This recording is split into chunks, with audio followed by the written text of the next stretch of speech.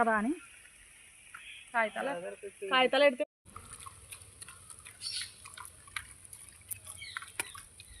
తిను. మీ పిల్లలకి ఎత్తింది కదా అక్కడ వెళ్ళిపోతుందండి. ఒక నోట్లో ఎట్లా వెళ్ళిపోయింది అయిపోయినట్టు వెళ్ళిపోతుంది.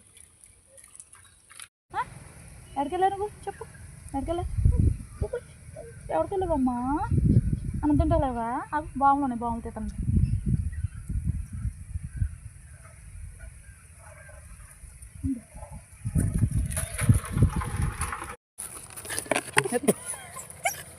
మరి వద్దా అన్నట్టుదా? ఆగు ఆగు లే.